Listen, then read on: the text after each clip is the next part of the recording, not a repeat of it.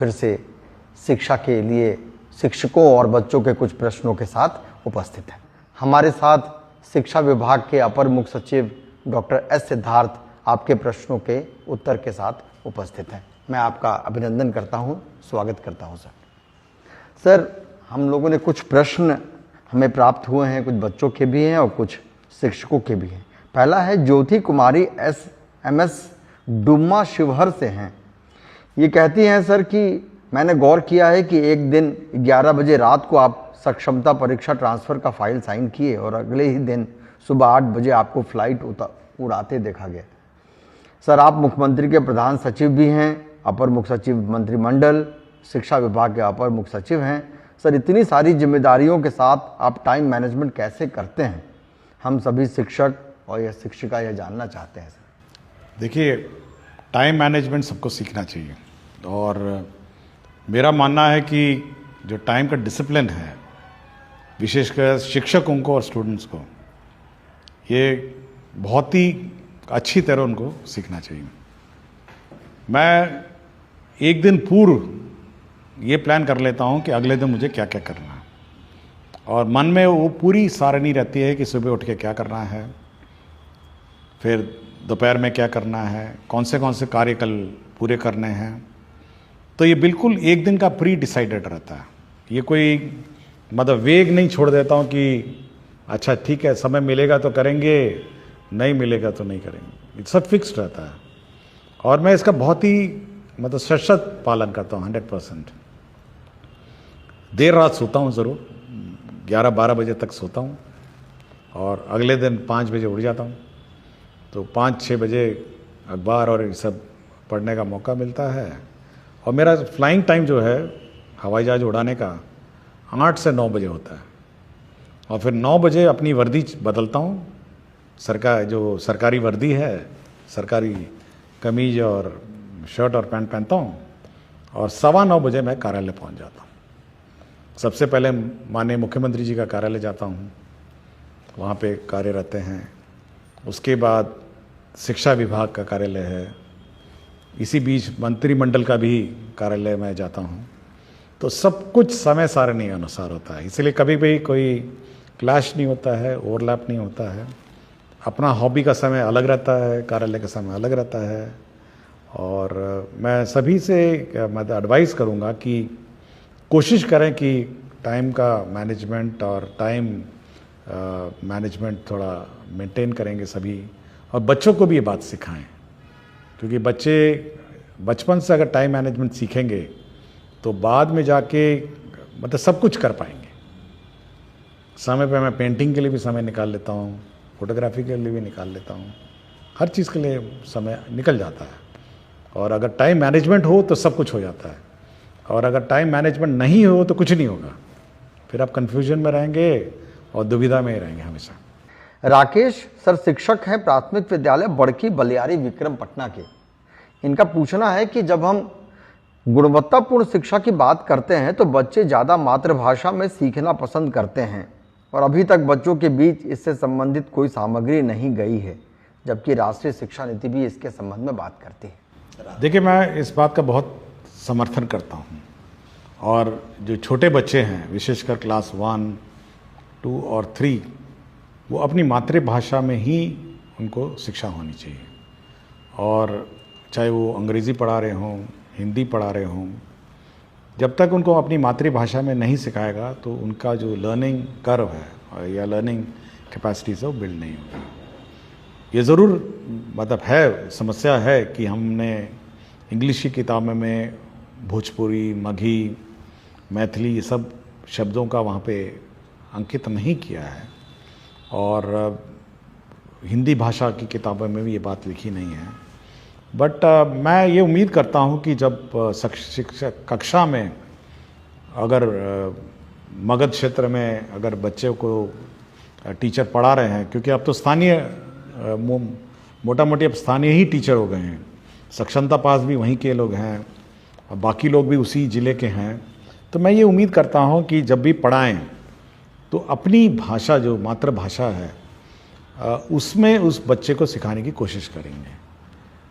किताबों में ज़रूर ये कमी है, ये मैं एडमिट करता हूँ, और ये बहुत बड़ा चैलेंज है, और इसको बनाने में मतलब मल्टीलिंगुअल किताब बनाने में समस्या लगेगी। बट टीचर कोशिश करें कि भोजपुरी है, बच्चा है तो भोजपुरी में उसको सिखाएं, ए फॉर एप्पल है तो एप्पल को भोजपुरी में सिखाएं, B for ball, C for cat है, जो भी है अपनी भाषा में सिखाएं। लेकिन ये पूर्ण रूप से अब टीचर पर अब निर्भर है। सर एक सवाल है, प्रभा कुमारी बेगूसराय बिहार, ये +2 केमिस्ट्री टीचर हैं UHS कतारमाला डंडारी बेगूसराय की। ये पूछते हैं कि गुणवत्तापूर्ण शिक्षा सुनिश्चित करने हेतु चेतना सत्र में कौन कौन सी गतिविधियां की जानी चाहिए सर? देखिए, चेतना सत्र में वो सब करना है जो आपके किताबों में नहीं है। ये मैं बिल्कुल स्पष्ट किया हूँ बहुत बार कि आपकी जो किताबें में नहीं, जो आपके करिकुलम में है, वो चेतना सत्र का पार्ट नहीं है। मतलब मैथ्स है, इंग्लिश है, हिस्ट्री है, ज्योग्राफी है, वो नहीं। चेतना सत्र में मैं पिछले एपिसोड में मैंने कहा कि आप उसको वैल्यूज़ सिखाएंगे, मतलब एक मानवीय जो गुण है वो सिखाने का सत्र है। दूसरा है कि जो आज के दिन में जो अगल बगल चीज़ें हो रही हैं उसको मतलब सेंसिटाइज करने की बात है, उसको न्यूज़ के बारे में, समाचार के बारे में। तीसरा है राष्ट्र के प्रति प्रेम और सम्मान की भावना, जैसे राष्ट्रीय गान है या राज्य के प्रति प्रेम और सम्मान की भावना है, तो बिहार गीत है। तो ये सब चीज़ें उसको सिखाना है, और एक साथ कतार में खड़े होके प्रार्थना करना, एक साथ और बच्चों को संबोधन, मतलब जब बच्चे कोई ना कोई क्लास में एक बच्चा सुनाता है, कोई भी का वक्तव्य अपना देता है, तो लीडरशिप क्वालिटीज़ हैं, तो ये सब सिखाने का सत्र है। क्लासरूम का जो सब्जेक्ट है वो उससे बहुत ही भिन्न है, और इसलिए मैं बार बार कह रहा हूँ, मैं सभी टीचर से कहता हूँ, क्योंकि हमको हमेशा ये चिंता रहती है, क्योंकि ये पहला सत्र है। अगर टीचर हल्का सा भी लेट हो जाए तो ये सत्र अफेक्ट हो जाता है।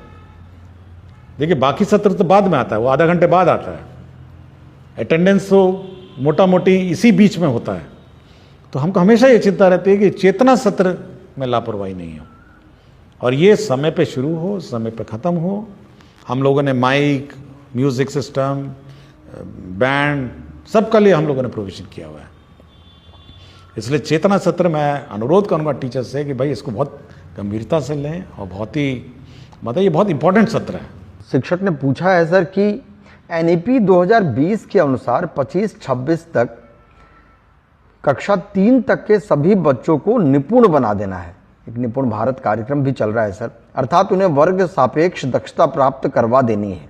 इस महत्वाकांक्षी उद्देश्य की पूर्ति के लिए विभाग कौन कौन से उपाय कर रहा है? देखिए, सारे कर रहे हैं। देखिए, FLN किट्स हैं अब हमारा, और रिविजन्स हैं, टेस्ट हैं, और जब तक जूनियर क्लासेस में वो निपुण नहीं होंगे, सक्षम नहीं होंगे, तो सीनियर क्लासेस में ड्रॉप आउट्स बहुत बड़ी हो जाएगी। इसलिए जो पहला इनिशियल क्लासेस हैं उस पर ज़्यादा हम लोग का ध्यान है, और एक बार पकड़ ले हो मतलब रफ्तार पढ़ाई और शिक्षा का, तो ड्रॉप आउट्स भी उतना कम हो जाएगा। तो मेन फोकस हम लोग का वही है, क्लास 1 to 8।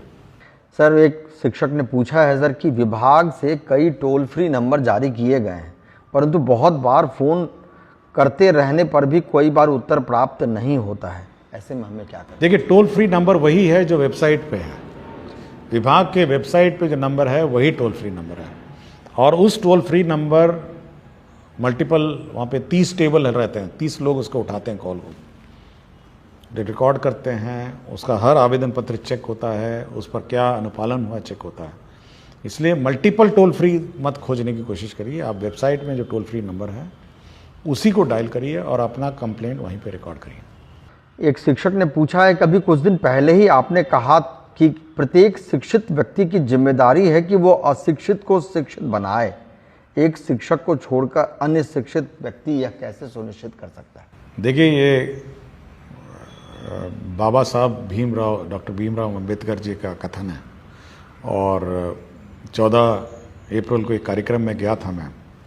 उस कार्यक्रम में मुझे किताब मिली थी, और किताब के पीछे वाला कथन है जो मैंने पढ़ के सुनाया है। और देखिए, टीचर तो शिक्षित हैं जो शिक्षा ग्रहण कर रहे हैं, लेकिन समाज में बाकी लोग भी तो शिक्षित हैं ना। आपके मुखिया जी हैं, वार्ड सदस्य हैं, जीविका हैं, तो सब लोगों का अगर आप शिक्षा प्राप्त करते हैं तो ये आपकी जवाबदेही है और आपकी रिस्पॉन्सिबिलिटी है कि बाकियों को भी आप शिक्षित बनाएंगे। देखिए, बहुत ही सिंपल ही मांग रहा हूं मैं, कोई बहुत बड़ी डिमांड नहीं है मेरी। मैं इतना ही कह रहा हूं कि भाई जो बच्चा बाहर घूम रहा है या बच्चा ड्रॉप आउट है उसको वापस स्कूल में लाइए, इतना ही कर दीजिए, बहुत है। मैं कोई बहुत बड़ी चीज़ नहीं मांग रहा हूं एक शिक्षित व्यक्ति से। बच्चा बगल में मोहल्ले में घूम रहा बाहर, उसको आप समझा बुझा के स्कूल में भर्ती करा दीजिए, इतना ही मेरी डिमांड है। और इतना ही करिए ना, बाकी कुछ मत करिए, आप इतना ही कर दीजिए।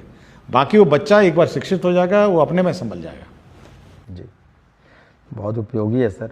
कि सर, एक शिक्षक ने पूछा है कि कई शिक्षक अपनी लेखनी या नवाचारी मन के कारण सोशल मीडिया पर बहुत प्रसिद्ध होते हैं, परंतु उस नवाचार को अपने वर्ग कक्ष तक ले जाने में असफल रहते हैं। इस सिचुएशन को डील करने हेतु आपका क्या सुझाव है सर? देखिए, बार बार मुझे डायरेक्टर SCERT से मेरी बात होती है और मेरे ख्याल से हर एक महीने में उनका इस पर मेरे से डिस्कशन हो जाता है। और मैं बार बार उनको ये चिंता व्यक्त करता हूँ कि भाई ट्रेनिंग तो बहुत अच्छा कर देते हैं, FLN भी बहुत अच्छा बना लेते हैं, लेकिन यह वहाँ क्लासरूम परिवेश में क्यों नहीं दिखता है? मतलब जब क्लासरूम में जाता है तो ये परिवर्तन कैसे हो जाता है? आप या तो आपका ट्रेनिंग मेथोडोलॉजी गलत है।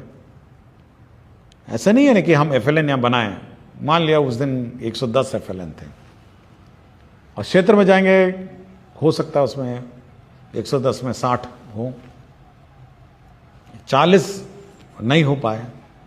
तो बार बार मैं SCERT को ये बोलता हूँ, भाई ट्रेनिंग जब आप करते हैं और ट्रेनिंग मेथोडोलॉजी करते हैं तो आप ये ध्यान रखें कि जो आप पढ़ाते हैं वो स्कूल में इम्प्लीमेंट हो रहा है, यह सुनिश्चित करें।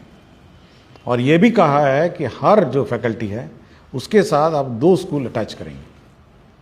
वो अपने जो प्रयोग है FLN का प्रयोग, वो देखेगा कि जिस टीचर को हमने ट्रेनिंग दिया था तो वास्तव में वो पढ़ा रहा है, नहीं पढ़ा रहा है जिस प्रकार की ट्रेनिंग उसको दी गई है, या अपने मर्जी से फिर शुरू हो गया। तो ये चिंता मेरी है कि सोशल मीडिया में बहुत सारे नवाचार हैं, FLN किट्स भी हैं, FLN मेथोडोलॉजीज भी है, लेकिन ये स्कूल में वास्तव में ये वहाँ पे है या नहीं है, हो रहा है या अलमारियों में बंद है या डब्बों में बंद है, ये मेरी बहुत चिंता है और इसका मैं समाधान निकालने की कोशिश में लगा हूँ। बहुत स्वाभाविक है सर। सर, एक प्रश्न पूछा है शिक्षक ने कि 100% नामांकन के लिए अभी नामांकन पखवाड़ा भी चल रहा है और यह शैक्षणिक सत्र की सबसे महत्वाकांक्षी उद्देश्य भी है। इसके डेट को अभी एक्सटेंड करके सर 22 अप्रैल तक किया गया है। वो पूछ रहे हैं कि सर हम शिक्षक ऐसा क्या करें कि जिससे नामांकन में तेजी आए? देखिए, तेजी में क्या, आपका पहले तो मीटिंग, मैंने पहले ही कहा है, आप मुखिया जी को ये मीटिंग करेंगे, वार्ड सदस्य को मीटिंग करेंगे, गांव में आंगनवाड़ी सेविका मीटिंग करेगी, आपके जीविका दीदी मीटिंग करेंगे, बच्चों की प्रभात फेरी निकालिए, आप स्कूल को इतना अट्रैक्टिव कर दीजिए कि मतलब बच्चे देखने आए स्कूल में क्या हो रहा है। तो जब एक्साइटमेंट लेवल स्कूल का बढ़ेगा तो बच्चे अपने आप आ जाएंगे। मतलब कभी कभी मैं सोचता हूँ कि कभी कोई JCB गांव में आ जाता है, उसको देखने के लिए 15-20 लोग इकट्ठा हो जाते हैं, मतलब एक्साइटेड हो जाते हैं कि कुछ चीज़ हो रहा है या स्कूल में हो रहा है। तो जैसी स्कूल में वो एक्साइटमेंट है, अटैचमेंट है, या स्कूल में कोई इवेंट हो रहा हो, माइक, देखिए एक चीज़ मैंने सबको कहा है कि शुरू में 6:30 बजे स्कूल है, आप एक ही काम करिए, कुछ नहीं करना है, आप जोर जोर स्कूल का गाना चलाइए, जोर जोर परेड करिए, जोर जोर अपना स्कूल में वक्तव्य दीजिए, ताकि पूरे गांव में आवाज जाए कि स्कूल शुरू हो गया। और कोई बच्चा बाहर घूम रहा है या उसका माता पिता सुनेगा ना, तो वो अपने बच्चे को देखेगा, कहेगा कि नहीं, इस बच्चे को तो स्कूल में जाना है, बाकी बच्चे तो पहुंच गए। तो ये माइक है, बड़ा एम्पलीफायर ले लीजिए ना, बड़े बड़े एम्पलीफायर ले लीजिए, लेकिन ऐसा आवाज करिए पूरे गांव मोहल्लों में कि अगल बगल सारे माता पिता को पता चल जाए कि 6:30 बजे स्कूल शुरू हो गया है, अब स्कूल की गतिविधि शुरू हो गई है, प्रार्थना शुरू हो गया है, आपका राष्ट्रीय गीत हो रहा है या आपका कोई वक्तव्य सुनाया जा रहा है। ये जो आप पूछ रहे थे पहले कि चेतना सत्र का क्या उद्देश्य है, चेतना सत्र का उद्देश्य ये है कि चेतना स्कूल के अंदर ही नहीं बल्कि स्कूल के बाहर भी चेतना करना, और अगल बगल जितने माता पिता हैं उनको अपने लगे अंदर कि भाई मेरा बच्चे को तो होना चाहिए समय, लेट भी नहीं पहुंचाएगा, कि भाई जैसी आवाज आएगी तो बच्चा सो भी रहा होगा तो उठा के उसको भेज देगा कि भाई तुमको तो 6:30 बजे स्कूल शुरू हो गया है, और या कहीं ड्रॉप आउट होगा तो उसको भर्ती कराएगा। तो उस चेतना सत्र में माइकिंग का, आवाज का, मतलब उसका प्रयोग किया जाए और फुल वॉल्यूम में प्रभात फेरी निकाली जाए, माइक लगा के मुखिया जी का मीटिंग कराया जाए, वार्ड सदस्य का मीटिंग कराया जाए, जीविका बिल्कुल हिला दिया जाए, मतलब गांव का जो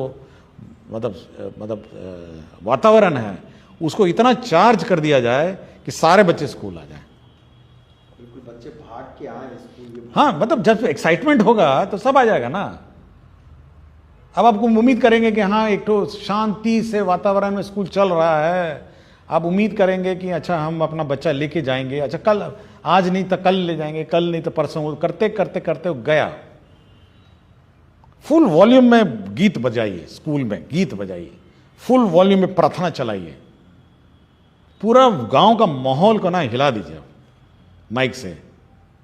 विभिन्न धर्मों में भी है, होता है ना, मस्जिद में अजान होती है, मंदिर में आरती होती है, कितना अट्रैक्शन हो जाता है किसी भी मनुष्य को कि बस जाके प्रार्थना या इबादत करनी है, तो वो पैदा करना पड़ेगा स्कूल को।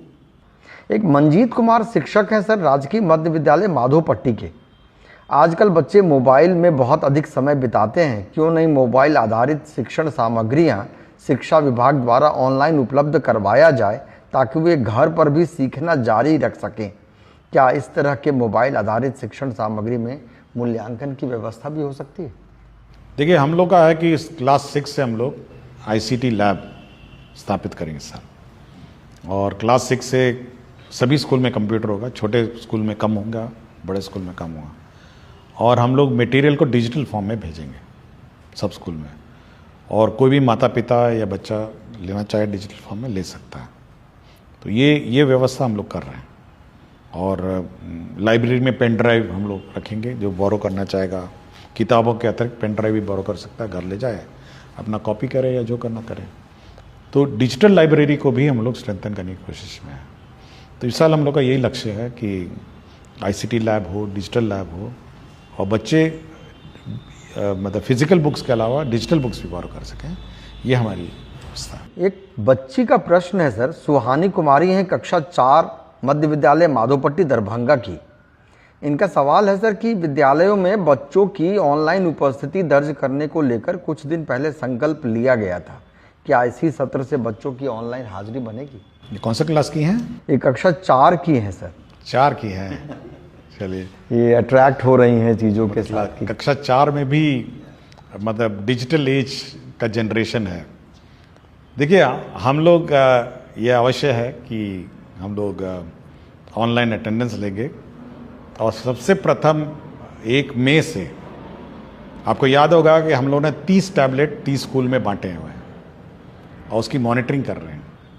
तो सबसे पहले हम लोग इस 30 स्कूल में ऑनलाइन अटेंडेंस, मतलब बच्चों का अटेंडेंस करवाएंगे। ये 30 जो स्कूल्स हैं, 5 ज़िले हैं, 5-6 ज़िले हैं, हर ज़िले में 5 हैं, और उसमें इवन फेस रिकग्निशन सॉफ्टवेयर भी बिल्ट इन है।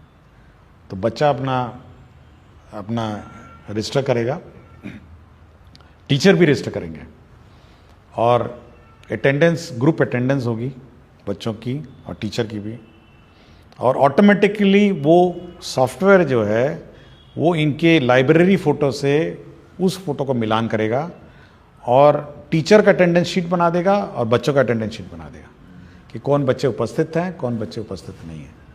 तो ये 1 मई से 1 मई से ये 30 स्कूल में हम लोग लागू कर देंगे। ये ट्रायल पे चलेगा कुछ दिन, टेक्नोलॉजी नहीं है, लेकिन उसके बाद आपको हर टीचर का attendance automatically optical recognition software से निकल जाएगा, और हर बच्चा ग्रुप में भी बैठ के मिड डे मील खा रहा है, उसका फोटो ले लेंगे तो वो ऑटोमेटिकली बता देगा कि कितने बच्चे, कौन बच्चा खा रहा था और कौन बच्चा उस पूरे कतार में मिसिंग है। तो ये सॉफ्टवेयर है। कक्षा 4 की जो सुहानी कुमारी बच्ची हैं, छात्रा है, तो डिजिटल एज में प्रवेश कर रही हैं, तो अब वो कागजी अटेंडेंस और फिजिकल अटेंडेंस का भी युग खत्म हो गया है, और एक बार ये टेस्ट हो जाएगा तो स्टेट वाइड रोल आउट करेंगे।